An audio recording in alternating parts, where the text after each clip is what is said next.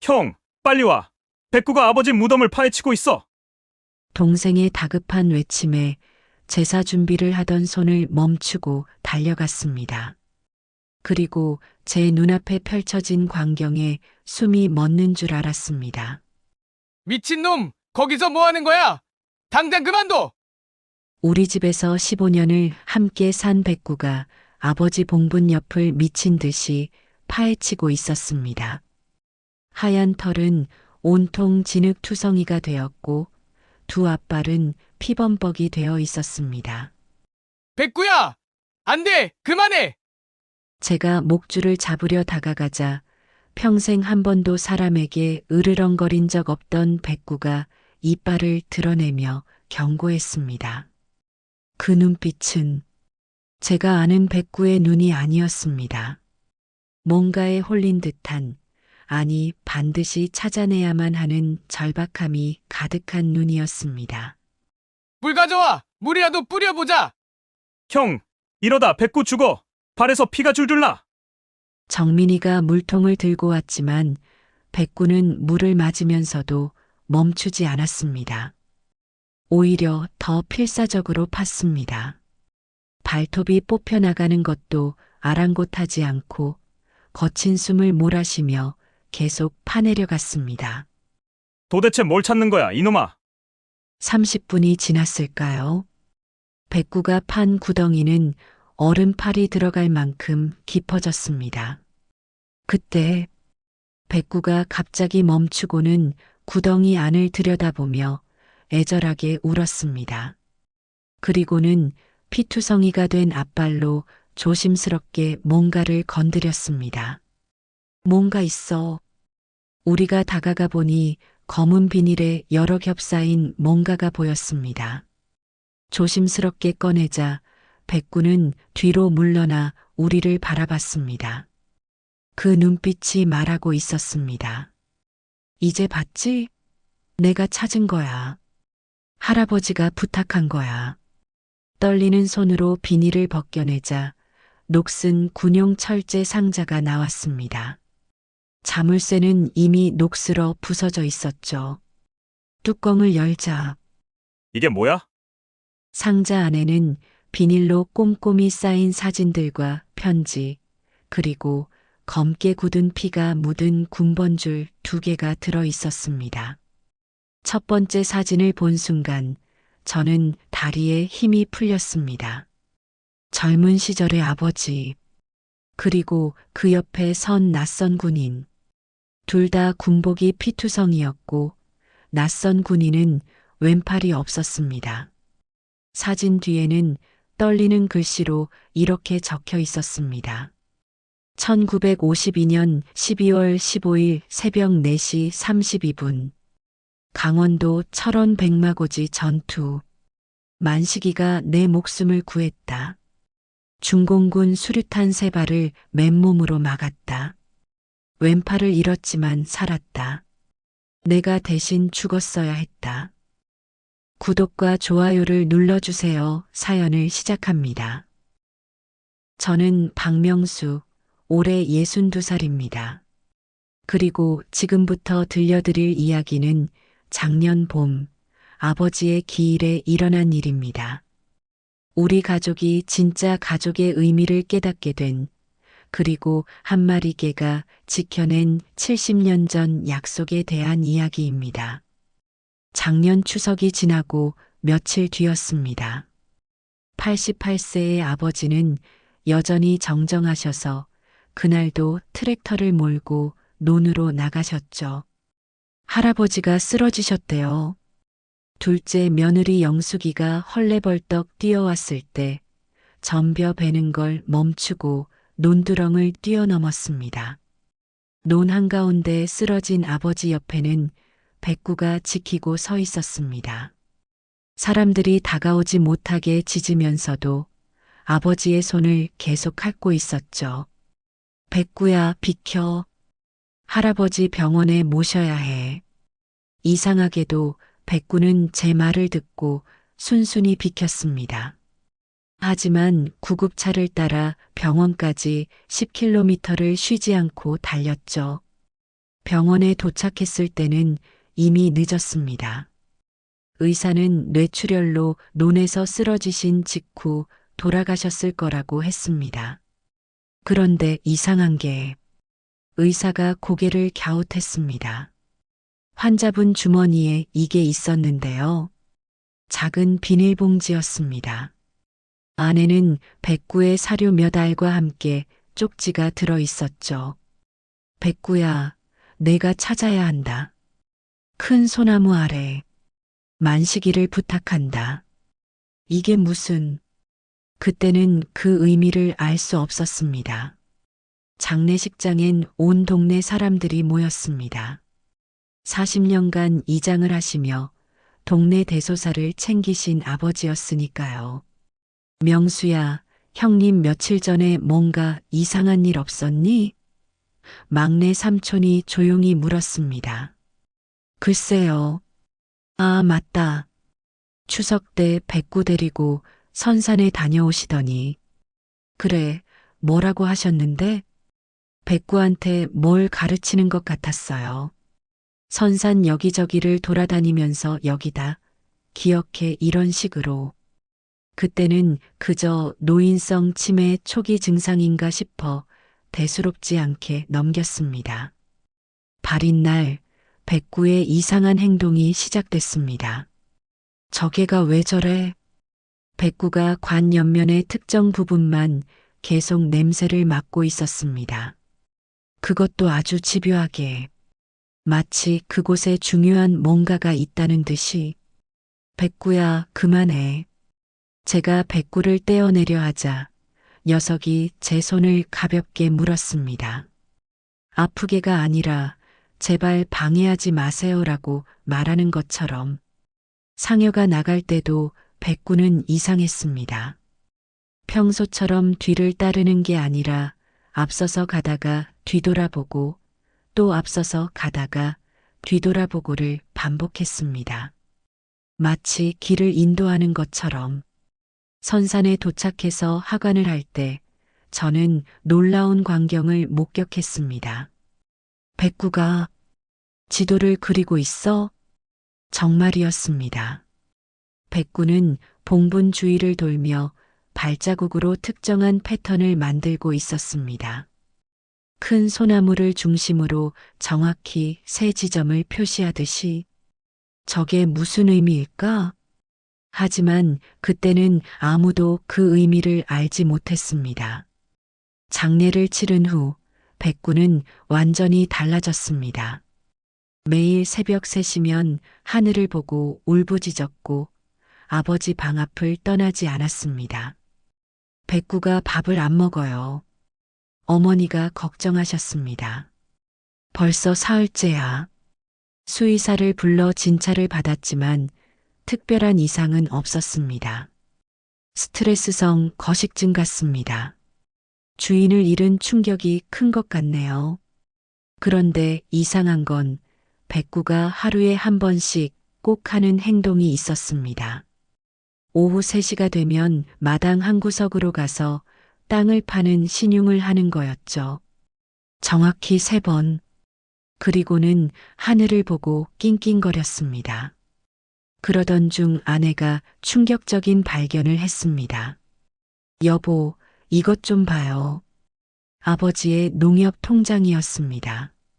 3년 전부터 매달 50만 원씩 누군가에게 송금하고 있었죠. 최순자? 이 사람이 누구야? 받는 사람 이름 옆에는 메모가 적혀 있었습니다. 만식이 며느리. 만식이라면. 삼촌이 생각에 잠겼습니다. 형님이 늘 말씀하시던 전우 아닌가? 그분이 살아계신가요? 글쎄, 20년 전에 돌아가셨다고 들었는데 가족들 사이에 술렁임이 일었습니다. 그럼 그 며느리한테 왜 돈을? 혹시 아버지가 숨긴 관계가?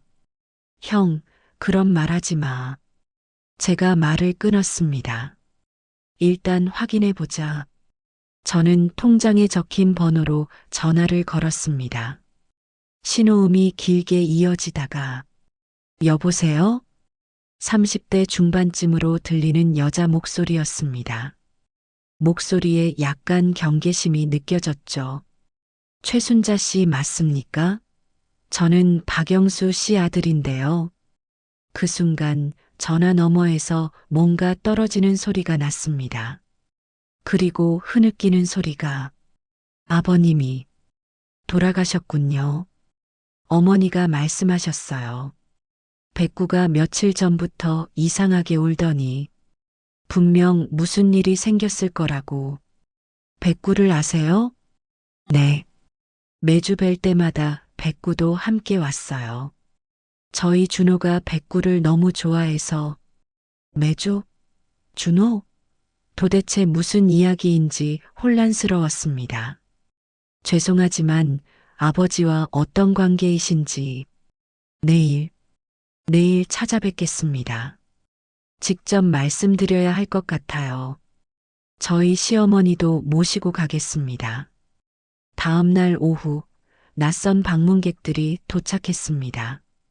30대 중반의 여성 최순자 씨, 60대 후반의 할머니, 그리고 10살쯤 되어 보이는 남자아이였습니다. 백구야. 놀랍게도 아이가 백구를 보자마자 달려갔고 백구도 꼬리를 흔들며 아이를 반겼습니다. 며칠 동안 아무것도 먹지 않던 백구가 아이의 얼굴을 하치며 좋아했죠. 준호야, 조심해. 최순자 씨가 아이를 불렀습니다. 할머니가 우리에게 깊이 인사했습니다. 저는 최만식의 아내 김정순입니다. 먼저 조문을 드립니다. 좋은 분을 잃으셨네요. 최만식 어르신을. 네, 저희 남편입니다. 20년 전에 먼저 갔지만요. 할머니의 눈가가 촉촉해졌습니다. 평생 박 어르신 이야기만 하다가 갔어요. 목숨을 구해준 전우라고. 그제야 조각들이 맞춰지기 시작했습니다. 6.25 때 일이죠? 삼촌이 물었습니다. 네. 1952년 12월 15일 새벽 철원 백마고지 전투였다고 들었어요. 할머니가 낡은 수첩을 꺼냈습니다. 최만식 씨의 일기장이었죠. 남편이 쓴 일기예요. 읽어보시면 이해하실 겁니다. 떨리는 손으로 일기장을 펼쳤습니다. 1952년 12월 15일. 오늘 나는 죽었다가 다시 살아났다. 아니, 영수가 나를 살렸다. 중공군 수류탄 3발이 우리 참으로 떨어졌다. 영수가 밀쳐내려다 못해 한 발을 맨몸으로 덮어버렸다. 나는 남은 2발을 막았다. 왼팔이 날아갔지만 살았다. 영수가 아니었으면 우리 분대 전원이 죽었을 거다. 약속했다. 누가 먼저 가더라도 남은 사람이 가족을 돌본다고. 이 약속은 죽어서도 지켜야 한다. 그래서 아버지가 3년 전이었어요. 최순자 씨가 이야기를 이어갔습니다. 남편이 교통사고로 세상을 떠났어요. 그때 그걸 본 준호가 큰 충격을 받아서 그녀가 아이를 바라보며 말을 멈췄습니다. 준호는 백구와 놀고 있었지만 자세히 보니 또래보다 행동이 어렸습니다. 자폐 스펙트럼 진단을 받았어요. 말을 잃었죠. 그런데요? 3년 전 여름 준호가 집을 나갔어요. 하루 종일 찾아다녔는데 어르신이 백구와 산책하다가 발견하셨대요. 저수지 근처에서. 그때를 떠올리는지 최순자 씨의 눈에 눈물이 고였습니다. 경찰서에서 만났는데 어르신이 저희 시아버지 이름을 아시더라고요. 그때부터 매주 만나신 거군요. 네. 어르신이 준호를 손자처럼 아껴주셨어요. 신기하게도 준호가 어르신과 백구를 만날 때만 말을 했어요. 이제 많은 것이 이해됐습니다. 아버지가 왜 3년간 송금을 하셨는지, 왜 백구가 이들을 아는지, 할아버지가 하모니카 가르쳐 줬어요. 갑자기 준호가 우리를 보며 말했습니다. 자폐가 있다고 했는데 또렷한 목소리였습니다. 여기 있어요. 아이가 작은 배낭에서 하모니카를 꺼냈습니다. 은색 하모니카에는 P, Y, S라고 새겨져 있었죠. 아버지의 이니셜이었습니다. 이거 아버지가 군대에서 쓰시던, 네, 어르신이 준호에게 주셨어요. 음악에 재능이 있다면서 준호가 하모니카를 불기 시작했습니다. 고향의 봄이었죠. 놀랍도록 능숙한 연주였습니다. 그때 백구가 일어나 현관으로 달려갔습니다. 백구가 왜 저래? 우리가 따라 나가보니 백구는 트럭 앞에서 짖고 있었습니다. 아버지가 타시던 낡은 트럭이었죠.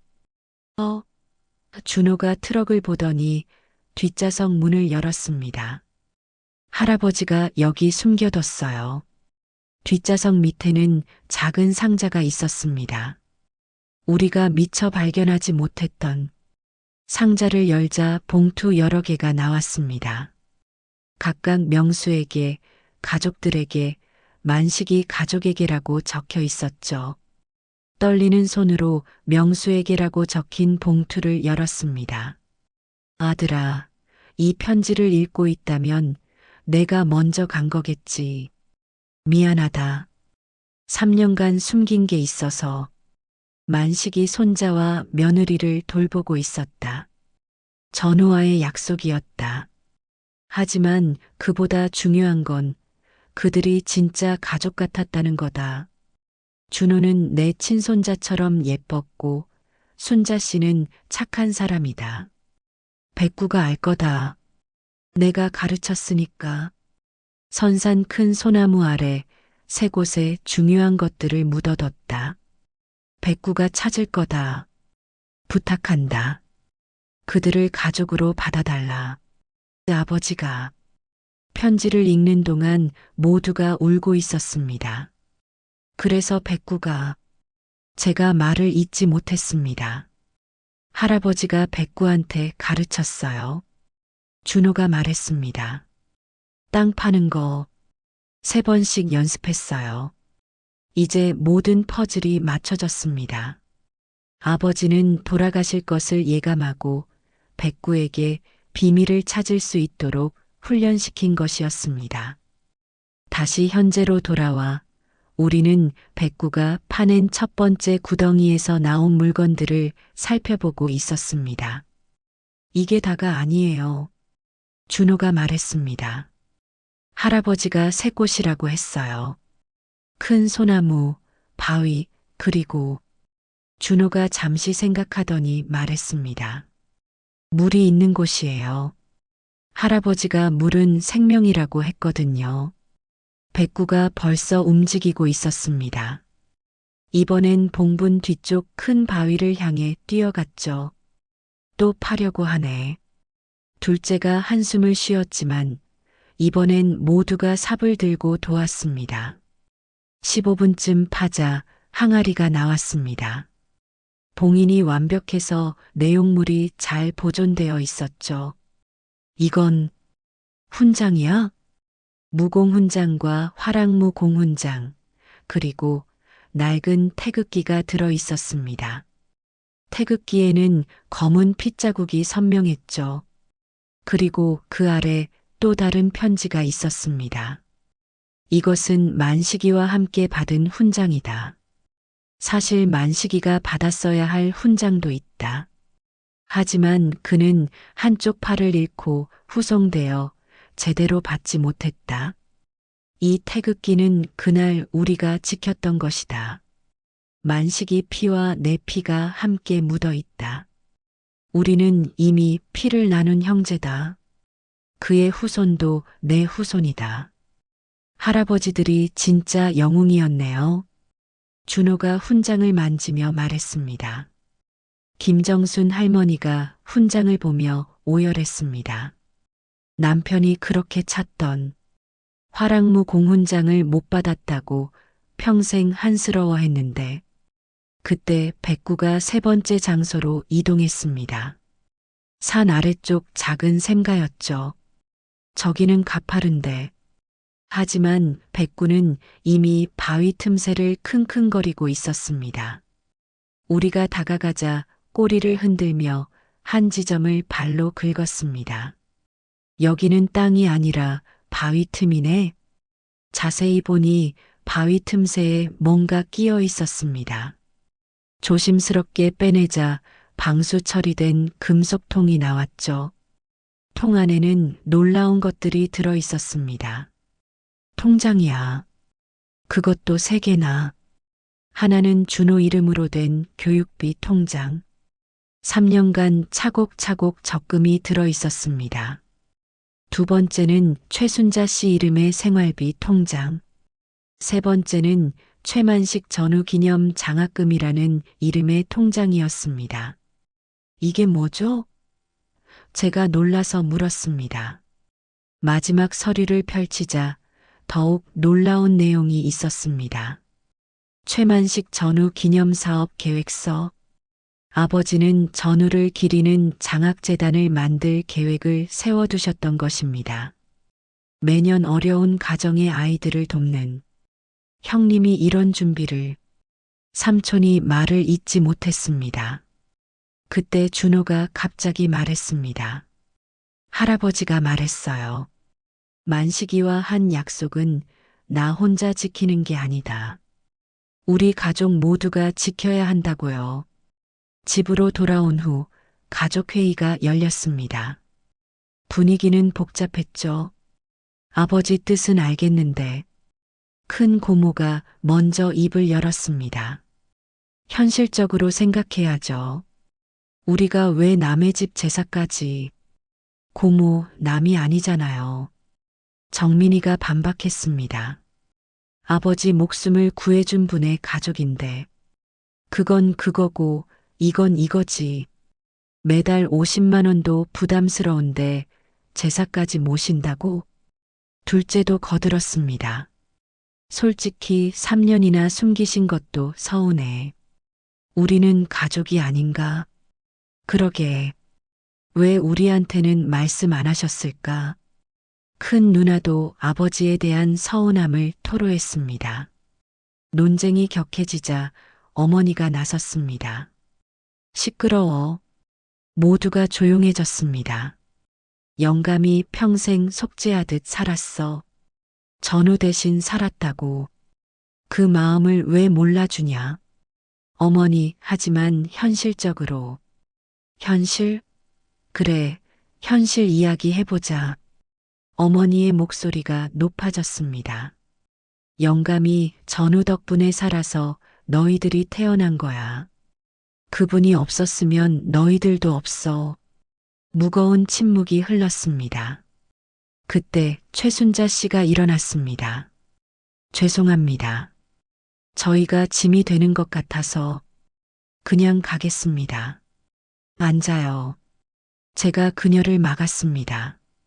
이건 우리 가족이 결정할 문제예요. 조금만 기다려주세요. 최순자 씨와 김정순 할머니, 준호는 마당으로 나갔습니다. 백구가 따라 나가 준호 옆을 지켰죠. 형, 솔직히 말해봐. 둘째가 저를 바라봤습니다. 형도 부담스럽잖아. 아무리 아버지 뜻이라지만 부담스러워. 제가 인정했습니다. 하지만 창밖을 보니 준호가 백구와 놀고 있었습니다.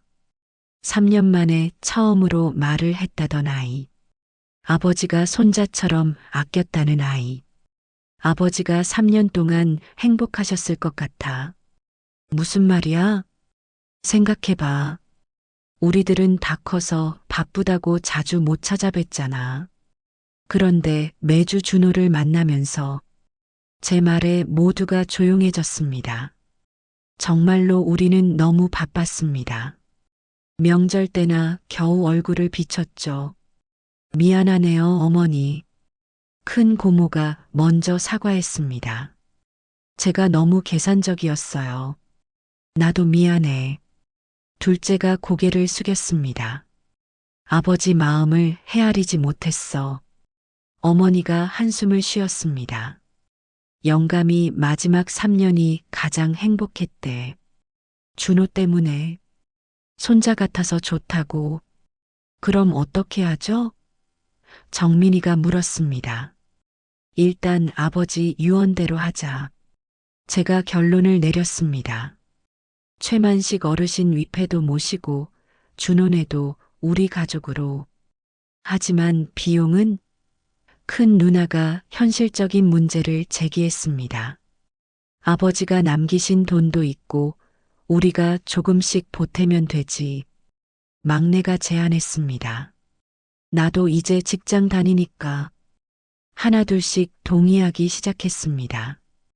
완전히 마음에서 우러난 건 아니었지만 아버지의 마지막 뜻을 거스를 수는 없었죠. 최순자 씨 가족을 다시 불렀습니다. 아버지 뜻대로 하기로 했어요. 최만식 어르신 위패도 모시고 여러분도 우리 가족으로 받아들이기로요.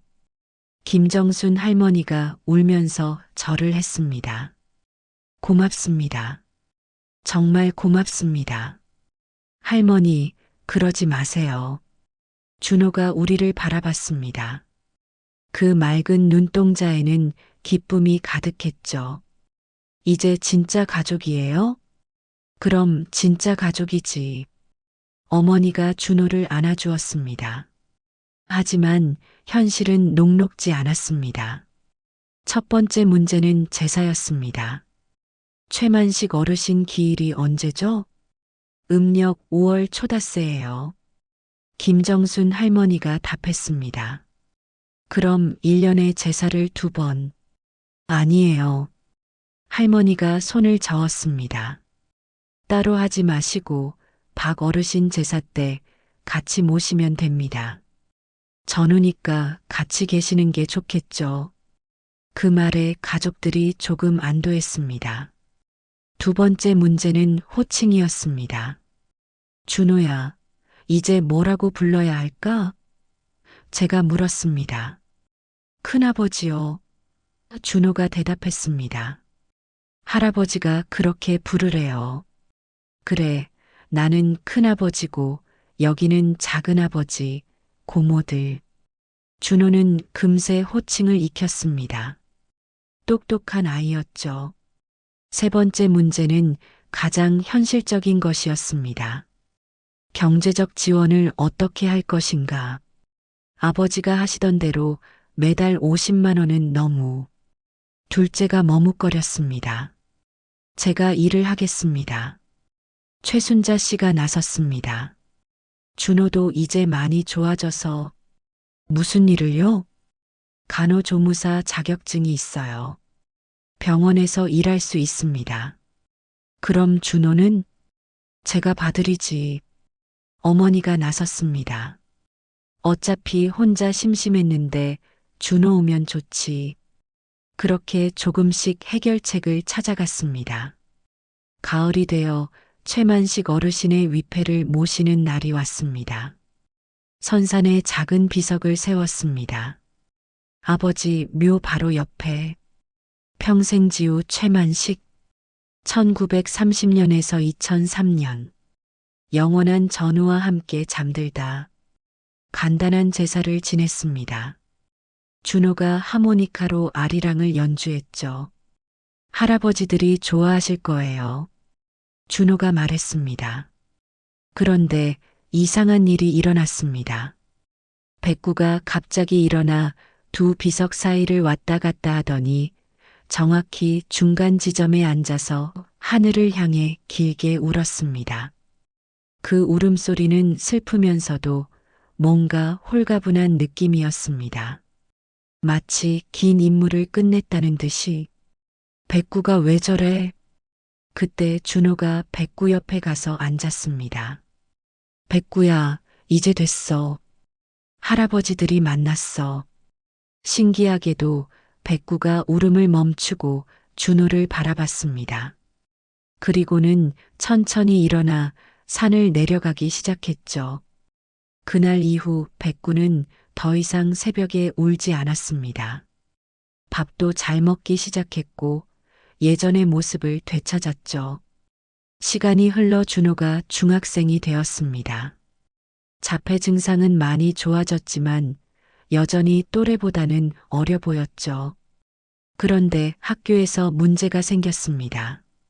준호가 싸웠어요. 최순자 씨가 울먹이며 전화했습니다. 학교로 달려가 보니 준호가 교무실에 앉아 있었습니다. 얼굴에 멍이 들어 있었죠. 준호야, 무슨 일이야? 애들이 우리 가족을 놀렸어요. 알고 보니 반 아이들이 준호의 복잡한 가족 관계를 알고 놀렸다고 합니다. 가짜 가족이래요. 피 한 방울 안 섞였는데 왜 제사 지내러 다니냐고. 그래서 참았어요. 근데 백구 이야기를 하는 거예요. 미친 개가 무덤 파서 거지 가족 만들었다고. 준호의 눈에서 눈물이 흘렀습니다. 그래서 때렸어요. 백구는 미친 개가 아니라고. 우리는 진짜 가족이라고. 담임 선생님과 면담을 했습니다. 다행히 선생님은 이해심이 많은 분이었죠. 준호가 평소에는 정말 착한 아이예요. 오늘은 참다 폭발한 것 같습니다. 죄송합니다. 제가 잘 타이르겠습니다. 아니에요. 오히려 상대 아이들을 더 혼냈습니다. 가족을 놀리는 건 정말 나쁜 거니까요. 집으로 돌아오는 길 준호가 물었습니다. 큰아버지, 우리는 진짜 가족 맞죠? 당연하지. 근데 왜 사람들은 피가 섞여야만 가족이래요? 어떻게 대답해야 할지 잠시 고민했습니다. 준호야, 세상에는 여러 종류의 가족이 있어. 피로 이어진 가족도 있고 마음으로 이어진 가족도 있지. 우리는요? 우리는 더 특별한 가족이야. 할아버지들의 약속으로 이어진 가족. 그리고 백구가 지켜준 가족. 준호가 고개를 끄덕였습니다. 맞아요. 우리는 특별해요. 그날 밤 가족 모임을 가졌습니다. 준호가 학교에서 힘든 일이 있었어. 제가 설명했습니다. 누가 우리 막내를 괴롭혀? 둘째가 벌떡 일어났습니다. 언제부터인가 둘째도 준호를 우리 막내라고 부르고 있었습니다. 괜찮아요, 작은아버지. 준호가 웃었습니다. 이제 안 그럴 거예요. 그래도 속상했겠다. 큰 고모가 준호를 안아주었습니다. 앞으로는 누가 뭐라 해도 당당하게 말해. 어머니가 준호의 머리를 쓰다듬었습니다. 우리는 진짜 가족이라고. 준호의 음악적 재능은 날로 발전했습니다. 선생님이 준호를 전문적으로 가르치고 싶대요. 최순자 씨가 기쁜 소식을 전했습니다. 피아노도 배우면 좋을 것 같다고. 그럼 배워야지. 어머니가 나섰습니다. 우리 준호가 천재라니까. 아버지가 남긴 교육비로 준호는 피아노를 배우기 시작했습니다. 하모니카에서 보여준 재능이 피아노에서도 빛을 발했죠. 중학교 2학년 때 준호는 전국 청소년 음악 콩쿠르에 나갔습니다. 가족들 다 오실 거예요? 준호가 긴장한 표정으로 물었습니다. 당연하지. 우리 막내 응원하러 다 갈 거야. 정민이가 대답했습니다. 콩쿠르 당일 정말로 온 가족이 모였습니다. 큰 고모부터 막내 정민이까지, 그리고 김정순 할머니까지. 준호는 자작곡을 연주했습니다. 제목은 두 할아버지를 위한 노래였죠. 피아노 선율이 흐르자 객석이 조용해졌습니다. 때로는 경쾌하게, 때로는 애절하게 전쟁의 아픔과 우정의 아름다움을 표현한 곡이었습니다. 연주가 끝나자 우레와 같은 박수가 쏟아졌습니다. 저 아이가 우리 조카야. 둘째가 자랑스럽게 말했습니다. 우리 손자지.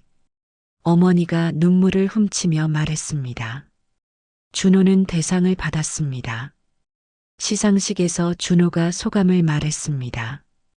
이 곡은 제게 음악을 가르쳐준 박영수 할아버지와 그분의 목숨을 구한 최만식 할아버지께 바칩니다. 그리고 저를 받아준 가족들에게 감사합니다. 준호가 고등학생이 되던 해 백구가 많이 늙었습니다. 18년을 산 장수견이었죠. 백구가 요즘 잘 못 걸어. 어머니가 걱정하셨습니다. 수의사는 노안이라고 했습니다. 특별한 병은 없지만 나이가 나이인 만큼 얼마나 더? 최순자 씨가 물었습니다. 글쎄요. 하루하루가 선물이라고 생각하셔야 할 것 같습니다. 준호는 매일 학교에서 돌아오면 백구 옆에 앉아 있었습니다. 백구야, 아프지 마. 내가 곧 대학 가는데 그때까지는 있어야지. 신기하게도 백구는 준호의 말을 알아듣는 것 같았습니다. 힘겹게라도 꼬리를 흔들어 주었죠. 그해 겨울, 준호가 서울의 명문음대에 수석 합격했습니다. 백구야, 나 붙었어. 준호가 합격 통지서를 들고 백구에게 달려갔습니다. 백구는 힘들게 일어나 준호를 축하해 주었죠. 그리고 일주일 후 백구는 조용히 눈을 감았습니다. 마지막까지 준호 합격 소식 듣고 가려고 기다렸나 봐. 어머니가 눈물을 훔치며 말했습니다. 우리는 백구를 선산에 묻었습니다. 두 할아버지 비석이 보이는 곳에. 백구야, 고마워. 준호가 작은 비석 앞에서 말했습니다. 내가 우리 가족을 만들어줬어. 백구의 비석에는 이렇게 적었습니다. 충견 백구. 2005년에서 2023년 약속을 지킨 개. 이제 준호는 대학을 졸업하고 피아니스트로 활동하고 있습니다. 첫 독주회의 제목은 백구였습니다. 이 곡은 우리 가족을 만들어준 백구에게 바칩니다. 준호가 무대에서 말했습니다. 그리고 70년 전 약속을 지켜주신 두 분의 할아버지께도. 공연장에는 우리 가족이 모두 모였습니다.